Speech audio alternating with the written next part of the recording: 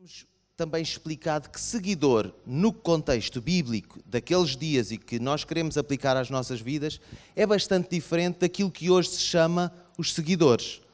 Porque hoje, com facilidade, eu e muitos de nós temos aí 50 pessoas que são nossos seguidores no Instagram. E nós seguimos se calhar 5.000. E há quem tenha não sei quantos milhões de seguidores no Instagram, por exemplo. Mas não é nada desse tipo de seguidores ou de adeptos de que temos estado a falar. Temos estado a falar de seguidores naquele sentido profundo de ser um verdadeiro discípulo, aquela pessoa que segue o mesmo caminho do outro para depois fazer o mesmo ou ainda mais. No caso que começámos por falar, Eliseu foi ousado e fez mais do que Elias. E já não era nada fácil fazer igual.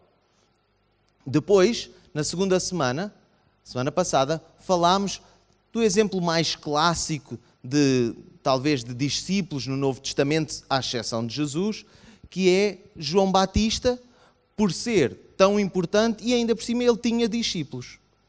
E vimos depois também como é que isso se aplica à nossa vida e também lições que tiramos da relação de Jesus e dos seus discípulos. E hoje vamos passar para uma outra parte também no Novo Testamento. Antes de prosseguirmos e começarmos mesmo a ler a Bíblia, vou pedir para acenderem as luzes lá atrás, ou melhor, as luzes ao meio, mas são acesas lá atrás. Por favor. Ora, e vou começar por falar do mestre de Paulo. Todos nós já ouvimos falar em Paulo. Paulo é uma figura muito importante no Novo Testamento e ficou para sempre, porque o Novo Testamento tem 27 cartas. O Novo Testamento é uma coletânea, como toda a Bíblia, uma coletânea de livros, mas, portanto, o Novo Testamento é composto por 27 e Paulo, com certeza, escreveu 13. Portanto, estamos a falar sensivelmente metade. Portanto, é muito importante naquela época, no primeiro século, e muito importante para todos nós que viemos depois, porque muito do que nós entendemos ser o cristianismo, o seguir Cristo, o ser um seguidor de Cristo, é que também muito com base no que o apóstolo Paulo escreve. Concordam comigo? Espero que sim. É a Bíblia que o diz, portanto, ajustem contas com o autor. Ora, então, Paulo teve um mestre. Parece, diz na Bíblia. Vamos tentar perceber, aqui em conjunto, se estamos a falar deste tipo de relação de que temos falado nas outras semanas e que já demos hoje aqui uma pincelada, de um verdadeiro mestre e seu seguidor. Se Paulo foi ou não um discípulo de Gamaliel. Estou a lançar já para o ar, espero que alguns de vocês já tenham algumas respostas na vossa mente. Vamos abrir, por favor, em Atos capítulo 5. E enquanto vamos abrindo, vou avivar a memória em relação a Paulo, este Paulo de que estamos a falar. Ora, Paulo começa a ser referido no Novo Testamento, no livro de Atos dos Apóstolos, e começa por surgir com o nome Saulo. Ora, este nome Saulo era, digamos, a versão hebraica do nome romano Paulo. Portanto, quer dizer a mesma coisa, e não foi quando ele se tornou cristão, ou porque se tornou cristão, que o nome passou a ser adotado, a versão romana. Agora, podemos pensar, sim, que se calhar ele passou a adotar a versão romana porque ele foi um missionário. E a superpotência a governar o mundo naquela época e naquele local era Roma, o Império Romano. Então, e porque ele até era um cidadão romano, digamos que abria-se algumas portas o facto de ele usar o cartão do cidadão de Roma. E o nome, da mesma forma como algumas pessoas que nós conhecemos e que já ouvimos histórias de falar, quando a polícia os manda parar, mostram determinado cartão em vez do cartão do cidadão para ver se há uma certa condescendência. Adiante. Ora, então estamos a falar deste Paulo, que anteriormente era conhecido como o Saulo. E Atos capítulo 5, vamos ver o que é que diz lá para o final. Diz assim no versículo 34. Atos 5, 34. Levantando-se no sinédrio certo fariseu chamado Gamaliel, doutor da lei, acatado por todo o povo, ele mandou que por um pouco saíssem aqueles homens. E prosseguiu: varões israelitas, acautelai-vos a respeito do que estáis para fazer a estes homens. Porque há algum tempo levantou-se Teudas, dizendo ser alguém, ao qual se juntaram os 400 homens, mas esse foi morto, e todos quantos obedeciam foram dispersos e reduzidos a nada. Depois dele levantou-se Judas, o Galileu, nos dias do recenseamento, e levou muitos após si, mas também pereceu, e todos quantos lhe obedeciam foram dispersos. Por isso vos digo, estou a ler o versículo 38, dai de mão a esses homens e deixai-os, porque este conselho ou esta obra, caso seja dos homens, se desfará, mas se é de Deus, não podereis derrotá-los, para que não sejais porventura achados combatendo contra Deus. Até aqui. Ora, Gamaliel é este senhor que é mencionado aqui, doutor da lei, fariseu, com assento no sinédrio, que já explicámos na semana passada o que era, e mais à frente nós podemos ver em Atos 22 que Paulo diz que ele aprendeu aos pés de Gamaliel. É uma expressão bastante comum entre quem estuda a Bíblia e em muitas mensagens se ouve. Vamos ver, por favor, o que diz Atos 22, 3 e depois já vamos pensar um pouquinho sobre isto. Diz, o discurso de Paulo: eu sou judeu, nascido em Tarso da Cilícia, mas criado nesta cidade, instruído aos pés de Gamaliel, conforme a precisão da lei de nossos pais, sendo zeloso para com Deus, assim como sois todos vós no dia de hoje. Ok, até aqui. Então, o próprio Paulo afirma que ele seguiu, que ele aprendeu em Jerusalém com este tal mestre da lei. Paulo era alguém que tinha sido educado no judaísmo. Agora, podemos ver também que em Atos 5, aquela primeira passagem que lemos, diz que ele, como nós costumamos dizer, pôs água na fervura. Ou seja, estavam os judeus prontinhos para matar os cristãos e o Gamaliel disse, ora, não lhes façam mal, porque se for mentira aquilo que eles andam a apregoar, o mestre já desapareceu, daqui a nada eles vão parar também com isso. Se não parar, devemos estar atentos, até porque não vá a gente andar a persegui-los e estar a trabalhar contra Deus. Faz sentido? Então, alguém bem moderado. Já o Paulo, sabemos que antes dele ser cristão, de moderado não tinha nada. Porque diz a Bíblia que ele respirava ameaças de morte, ou respirava morte contra os cristãos, sendo o responsável da morte e da prisão e tortura de muitos cristãos, de muitos que seguiam a Cristo. Ora, com base nisso, eu atrevo-me a dizer, só com base nisso eu já me atrevo a dizer que Paulo não era, mesmo antes da conversão, um discípulo de Gamaliel. Mas eu junto aqui outros dados. Nós sabemos também, e não vamos ter tempo para ler tudo, apesar de que hoje é noite de ensino, mas não vamos ler tudo. Tenho alguns aqui na plateia preocupados a pensar, é melhor que tu sejas rápido, porque temos a Assembleia Geral da Igreja a seguir. E a verdade é que não vamos ler tudo, mas vou mencionar algumas coisas. Nós sabemos que Paulo era fazedor de tendas. Ele tinha um ofício que tinha aprendido. Verdade? Ora, naquele contexto, e segundo aquilo que temos estado a ensinar e que temos entendido, um discípulo de alguém era alguém que iria seguir as mesmas passadas, o mesmo trilho. Então, se Paulo se estivesse a preparar para ser efetivamente um discípulo, um seguidor, conforme temos estado a apresentar, ele não teria aprendido esse ofício. Faz sentido?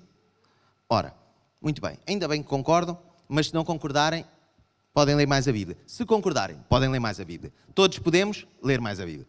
Porque é palavra e é vida para nós e tem muita coisa, muita riqueza. Estes pormenores, às vezes, alguém pode pensar, isso é muito chato.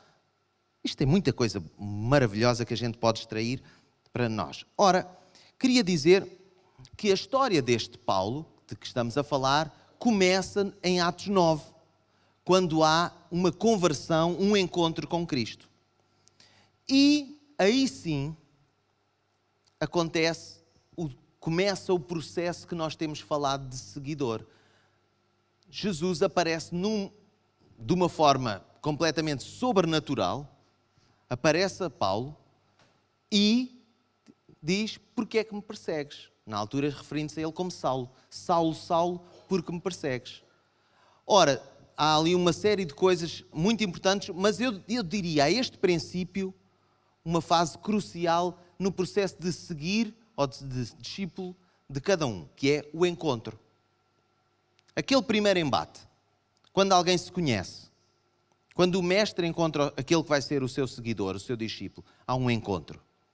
Depois há aqui várias coisas que vão acontecer a seguir, que vão determinar se a pessoa vai seguir o caminho certo ou não. Neste primeiro encontro, o mestre, o Senhor, diz: olha, tu vais ter que ir a determinado lugar e vais ter que ir ter com determinada pessoa, no caso era um homem chamado Ananias, e assim, assim, assim, assim. E Paulo tem a opção de fazer ou não fazer.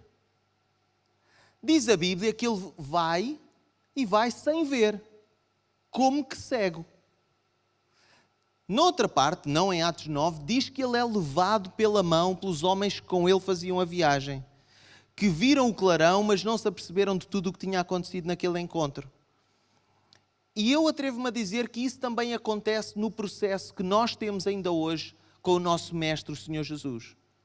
Que é, nós temos um encontro, mas estamos meio que cegos. Nós não vemos bem, não entendemos as coisas, não vemos nada com clareza. Vamos precisar de outras pessoas na caminhada. Vamos precisar de confiar e obedecer e de outras pessoas na caminhada até que nos levem pela mão ao sítio certo. E vamos precisar que outras pessoas façam o que é necessário para que abramos os olhos, como aconteceu com Ananias, que foi ele a intervenção de Deus, a ferramenta de Deus para abrir os olhos do Paulo. Faz sentido o que eu estou a dizer? E que isto já aconteceu na minha vida, creio que aconteceu na vida da maior parte de nós, pelo menos, mas isto está a acontecer diariamente. Há sempre gente a ter um primeiro encontro com Deus, a precisar de ser obediente, mesmo que não vendo nada, não entendendo nada, e vai precisar de ti e de mim para lhe darmos a mão e para o levarmos com paciência. Quando a gente leva alguém que vê mal, e não sei se vocês já ajudaram, por exemplo, alguém a atravessar a estrada, alguém visual, alguma coisa assim do género, não vamos no nosso passo natural. Diminuímos o ritmo. E eu atrevo-me a dizer para ti e para mim que nós temos que estar não só atentos, mas dispostos também a abrandar o ritmo para podermos dar a mão e acompanhar alguém ao seu ritmo, porque está limitado para virem a abrir os olhos. E que em ti e em mim haja essa disponibilidade, porque nós também somos seguidores do Mestre e em nós também já aconteceu o mesmo processo. Para além disso, há aqui uma outra coisa que eu quero ainda salientar, e eu não vos quero amassar muito, mas depois, para além da obediência inicial e da abertura dos olhos, é necessário consistência, perseverança. É necessário caminhar no caminho. E não é uma corrida de 100 metros, é tipo maratona, é alguma coisa que temos que saber manter a andar. Umas vezes, se calhar, mais rápido, outras vezes mais devagar. E nós vemos que esse processo, pelo que já falei antes, parece que isto não foi o que aconteceu com Gamaliel e Paulo, mas foi o que aconteceu com Paulo e Timóteo. Timóteo era um adolescente, era muito jovem quando Paulo o encontra. Há também o encontro. Depois Paulo diz, eu estou a falar do Timóteo, aquele que a avó e a mãe eram crentes e estão situados. Ok, o das cartas de Timóteo. Depois Paulo convida-o a viajar com ele. Diz, segue-me, anda comigo.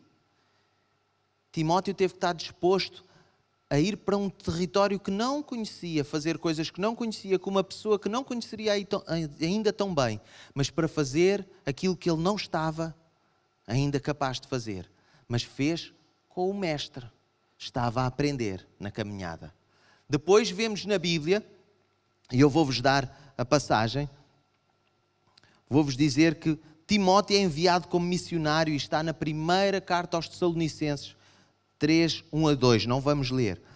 Depois, mais tarde, ele fica em Éfeso como líder da igreja e Paulo vai preso em Roma e não temos a certeza, ficamos com a sensação que já não se voltaram a encontrar. Mas é engraçado perceber que neste processo de seguidor,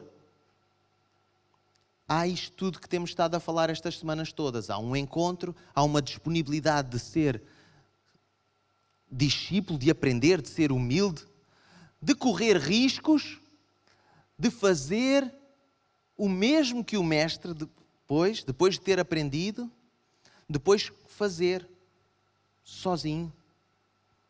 E todos se alegram com isso. E se Timóteo era jovem, ele viveu até muito mais tarde, depois de Paulo ter morrido. Teve a oportunidade, até porque ele conheceu Jesus muito mais novo do que Paulo conheceu, então teve a oportunidade de fazer ainda mais do que Paulo fez. Não escreveu, foi as cartas do Novo Testamento. Mas aqui houve também todo este processo. Ora, nós podemos ver algumas coisas. Quando Paulo escreve a Timóteo, no início da primeira carta a Timóteo, no primeiro capítulo, versículo 2, diz: meu verdadeiro filho na fé. Alguém que caminhou com ele, alguém que caminhou de tal forma junto, que era um filho na fé. Depois, em 2 Timóteo 2, diz: olha, o que me viste ensinar, ensina, confia-o também. Capítulo 3 diz: tu conheces a minha fé, tu conheces a minha vida. Esse é, neste processo de seguidor, de seguirmos o Mestre, não há coisas escondidas. Porque passa-se muito tempo juntos. Nós passamos tempo com o nosso Mestre, com o Senhor. É que Ele conhece tudo, porque, claro, Ele sabe tudo sobre nós e sobre todos. Mas será que nós dedicamos tempo a conhecê-lo e a conhecê-lo cada vez mais? Ou vamos nos contentando com aquilo que já fomos adquirindo? É que há uma diferença substancial em relação ao Mestre Jesus e aos mestres que podemos ter naturalmente e que podemos e devemos ser uns para com os outros. É que o Senhor sabe tudo sobre nós e nós nunca vamos conseguir saber tudo sobre Ele. E Ele sempre tem mais para nos ajudar e sempre tem mais para nos abençoar e até para corrigir e transformar. Nós não somos obra acabada deste lado da eternidade. Vamos estar sempre a ser corrigidos, limados, só que esta correção do Senhor umas vezes é mais difícil de encaixar, outras vezes é tão carinhosa e tão agradável até de receber. Nunca ouviram falar aquela expressão? Com certeza que sim. Uma chapada de luva branca? Não estou a dizer que o Senhor faz isso, mas o Senhor, para nos corrigir, muitas vezes faz-nos uma festinha.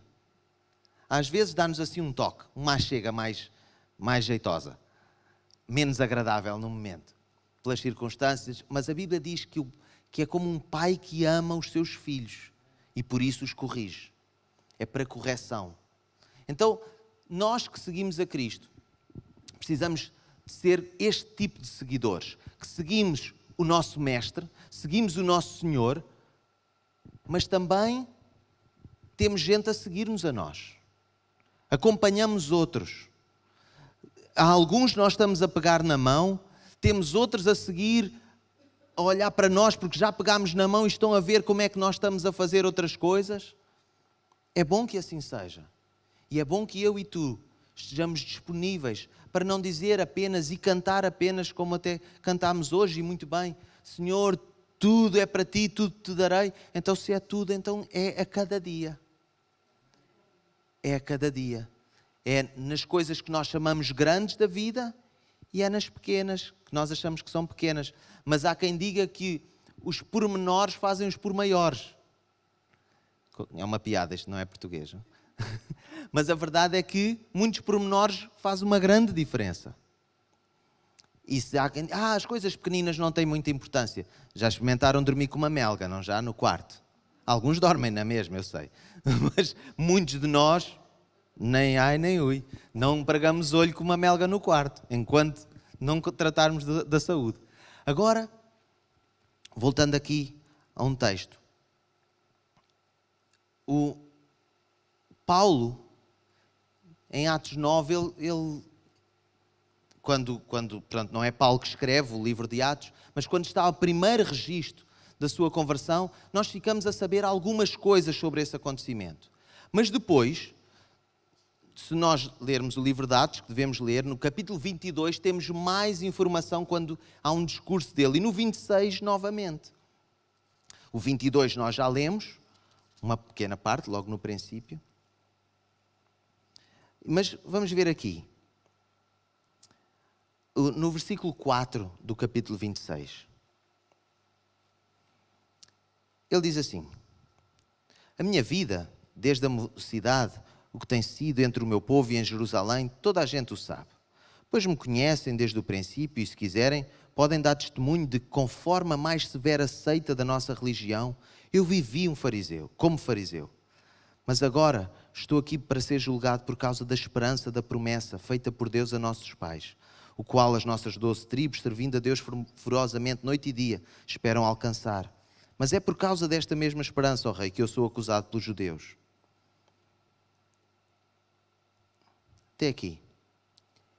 Se ele antes era perseguidor e respirava ameaças, aqui, quase no fim do livro de Atos, vemos que ele continua a ser perseguido, ele agora. Muito espancado, muito maltratado. É deste tipo de fibra que eu quero ser feito. Não é apenas as coisas bonitas que eu já mencionei, de escrever coisas, de fundar igrejas, de visitar gente, de visitar lugares. É ótimo apoiar pessoas, como eu já falei, levar pessoas pela mão, em alguns momentos sermos nós levados pela mão. Mas a Bíblia também diz que é coisa boa sofrer por amor a Cristo. Que é coisa boa, se tiver que ser, então aguenta o sofrimento. Não negues o Senhor. Daí aquela expressão que já falámos e que está lá também num dos evangelhos que falámos na semana passada, de cada um negue-se a si mesmo, a cada dia toma a sua cruz e siga-me. É disto que estamos a falar, é aguentar até perseguição. Nós não vivemos em perseguição religiosa assim, com este tipo de ferocidade, aqui em Portugal, mas neste ano 2021 continua a haver muita perseguição religiosa pelo mundo. E há pessoas que continuam a perder a vida, literalmente, por amor a Cristo. É deste tipo de massa, é deste tipo de fibra que eu e tu devemos ser feitos. Amém? Mas sabem de uma coisa? Nesta situação, como noutras da vida, que nós consigamos isso pelo Espírito de Deus. Ou seja, o que é que eu quero dizer? É que neste processo maravilhoso de discipulado, de sermos seguidores, nós não estamos entregues à nossa determinação. Nós não estamos entregues, graças a Deus, e toda a honra é para Ele, nós não estamos entregues à nossa coragem, em largar, em avançar, em seguir de olhos fechados. Não, Senhor. É que Deus ajuda-nos em todo o processo. Ele está connosco em todo o passo que damos e em todo o passo que deixamos de dar também. E é Ele que promove esta transformação em nós. Esta transformação que leva uma pessoa que era cheia de ódio porque era determinado e perseverante, mas deixou-se contaminar de tal forma que ele respirava ameaças, não é? Para depois estar disposto a ser ele o ameaçado, a ser ele o perseguido e a entregar a sua vida pela causa. Não era apenas pela determinação, é pela ação do Espírito Santo. E que eu e tu sejamos humildes para sermos transformados por Deus, para sermos assim. Porque Deus, ao fazer isso, não vai tratar só desta área da determinação e da coragem. Louvado seja o seu nome. Ele vai tratar de muitas outras coisas que nós queremos e até precisamos, de facto. Porque Ele é um Pai maravilhoso. E Ele não tem em mente a nossa destruição, o nosso sofrimento. Antes, pelo contrário, a Bíblia garante que a sua vontade é boa, agradável e perfeita. Então, ainda que tenha momentos mais difíceis, até dolorosos, que nós estejamos nas mãos de Deus para ser transformados, tal como barro que é moldado nas mãos do oleiro, que com cuidado, com carinho, mas com muita sabedoria, Ele nos molda para a posição certa, para a função certa. Vamos ficar de pé, por favor. E vamos orar, pedindo a Deus que pelo seu Espírito nos molde, nos transforme, nos dê ousadia de seguirmos o Senhor, que é o Mestre, que é o maior e que tem a vida eterna para nos dar. E já há alegrias e maravilhas aqui, mas delícias perpetuamente. Deus querido, muito obrigado pela Tua palavra. Senhor, uma vez mais eu afirmo, eu quero seguir-te de forma abnegada, de forma ousada, de forma comprometida. Eu quero ser um seguidor deste tipo de fibra que falamos. Alguém que segue, que aprende e que faz como o Mestre. Deus, e que toda a honra e glória seja para Ti. Deus, estamos nas Tuas mãos, eu e os meus irmãos e irmãs aqui nesta noite e aqueles que vão assistir esta mensagem depois. Estamos disponíveis para que Tu nos transformes, nos mudes, transformes a nossa vida, mudes a nossa vida, nos dês ousadia, coragem, para darmos o passo e continuarmos a seguir-te, Senhor, a cada dia, mesmo no meio das dificuldades, para a Tua honra e glória. Senhor, que possamos ter também esta humildade, quando não vemos bem, de permitir que nos peguem pela mão e nos levem para que vejamos melhor. Mas também, Senhor, esta vontade, este coração disponível em ajudar outros, em ensinar outros, em abrandar o passo e levá-los, mesmo quando eles não veem, não entendem e andam tão devagar e de forma trôpega. Senhor, no nome de Jesus, nós queremos cumprir o propósito para o qual nos criaste. E que Tu sejas engrandecido na nossa vida, através da nossa vida. Porque Teu é o reino e a glória para todo o sempre. Amém. Aleluia. Muito obrigado. Muito mais há para dizer sobre sermos seguidores. A Bíblia diz-nos muito mais. Portanto, já sabem, a fórmula, já a mencionei, é lermos mais.